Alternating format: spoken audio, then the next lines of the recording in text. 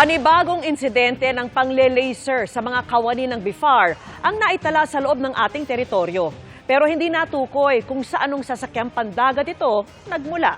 At nakatutok si Rafi Tima. Kulay pula at masakit sa mata. Ganyan sinalarawan ng crew ng BRP Dato Tamblot ng Bureau of Fisheries and Aquatic Resources o BIFAR ang laser na pinatama sa kanila malapit sa Hasa-Hasa Shoal. Mahigit 100 kilometro ang layo mula sa Bataraza, Palawan. Sakit sa mata. Ang insidente nakunan sa pamamagitan ng night vision camera ng crew ng kasama nilang BRP Dato Matanam Taradapit na nagpapatrolya sa lugar. Ito. Nangyari ang insidente December 2 habang pabalik sa Pag-asa Island ang mga barko ng BIFAR. Paulit-ulit umano ang ginawang pagsilaw sa kanila ng hindi nakilalang sasakyang pandagat. Hindi ito ang unang beses na may nangyaring ganitong insidente sa Hasa-Hasa Shoal. Nito lamang Setyembre, tinapatan din ng laser ng isang missile boat ng China Navy ang eroplano ng BIFAR na umaalalay noon sa pagpapatrolya ng 2 barko ng BIFAR sa lugar.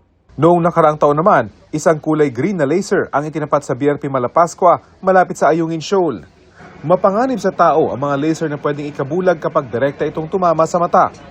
Wala pang opisyal na pahayag ang Philippine Coast Guard tungkol sa insidente, maging ang National Task Force for the West Philippine Sea. Para sa GMA Integrated News, Rafi Tima nakatutok, 24 oras.